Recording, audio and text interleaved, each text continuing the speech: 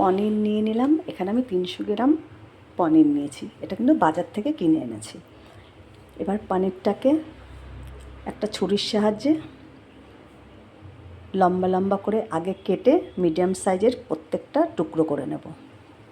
আগে আমি এরকমভাবে লম্বা করে কেটে নিচ্ছি। তারপরে খুব বড়ও না, খুব ছোটও না, মিডিয়াম সাইজের প্রত্যেকটা স্লাইসগুলো টুকরো করে নেব।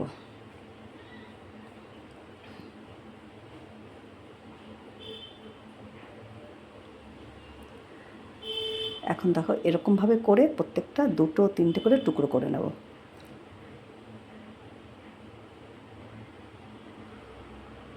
এই যে এগুলো সব 2টো করে টুকরো করে নেব।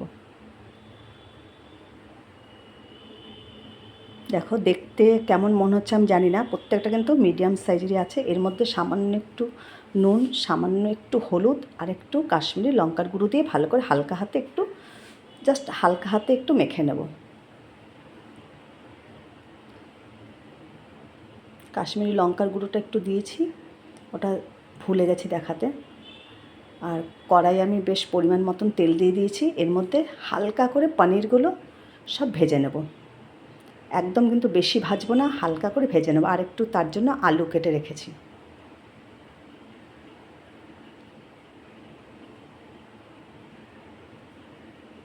এই যে আগে কিছুটা ভেজে নিয়েছি, সব পনির কিন্তু আমার ভাজা হয়ে গেছে। এখন আলুগুলো এর মধ্যে একটু লাল লাল করে, আলুটা কিন্তু ভালো করে লাল লাল করে ভাজতে হবে। খুব ভালো করে এই যে আলু নুন হলুদ দিয়ে ভালো করে ভেজে নিলাম। এবার আলুগুলো সব তুলে ফেলছি।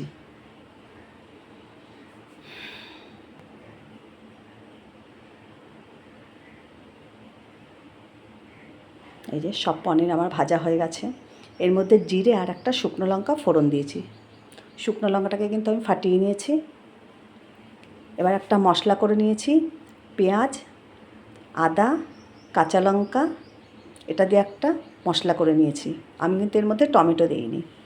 মশলাটা এবার ওই ফোড়নটা লাল লাল হয়ে গেছে, ওর মধ্যে মশলাটা দিয়ে ভালো করে কষে নেব যতক্ষণ না মশলা থেকে তেল ছেড়ে দিচ্ছে। এর মধ্যে এখন আমি নুন আর হলুদ দেব।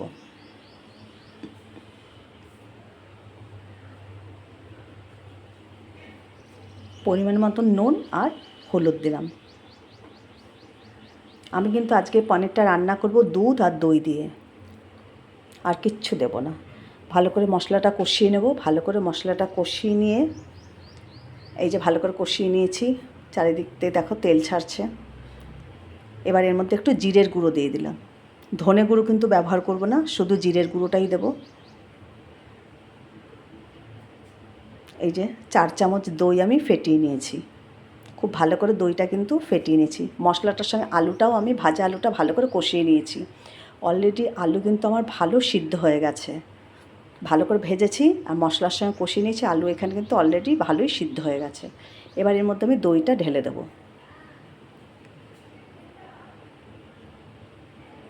দইয়ের মধ্যে সামান্য একটু জল দিয়ে তারপরে ভালো করে ফেটিয়েছি।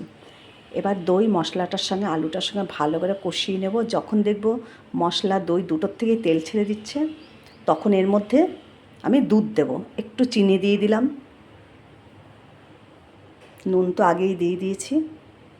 এবার ভালো করে এটা কষিয়ে নেব। দেখো ভালো করে কষিয়ে নিয়েছি, চারদিক থেকে ওই যে তেল ছাড়ছে। এবার এর মধ্যে আমি 1 কাপ দুধ দেব। এখানে আমি ঘন 1 কাপ দুধ নিয়েছি। এবার ভালো করে মশলাটা কষিয়ে দুধটা কিন্তু এর মধ্যে দিয়ে দেবো। এই যে 1 কাপ ভরা ঘন দুধ নিয়েছি। দুধটা এর মধ্যে দিয়ে দিলাম। এর মধ্যে সামান্য একটু জল দেব, কাপটা ধুয়ে সামান্য একটু জল দেব। জল কিন্তু এর মধ্যে বেশি দেব না, এমনিতেও গ্রেভিটা একদম মাখা মাখা হবে। এবার ঝোলটা ফুটে উঠেছে, পনিরগুলো আমি সব এর মধ্যে দিয়ে দিলাম। এবার সামান্য একটু ফুটিয়ে একটু গরম মশলা দিয়ে নামিয়ে নেব পনিরটা। আমার কিন্তু একদম পনির রেডি। এই যে গরম মশলা দিয়ে দিলাম।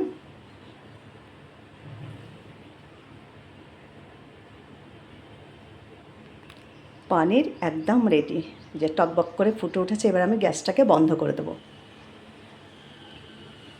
তোমাদের যদি ভালো লাগে ইউটিউব চ্যানেলটাকে সাবস্ক্রাইব করো, লাইক করো, শেয়ার করো, কমেন্ট করো। এই যে পনিরটা নামিয়ে নিলাম, একদম রেডি পনির।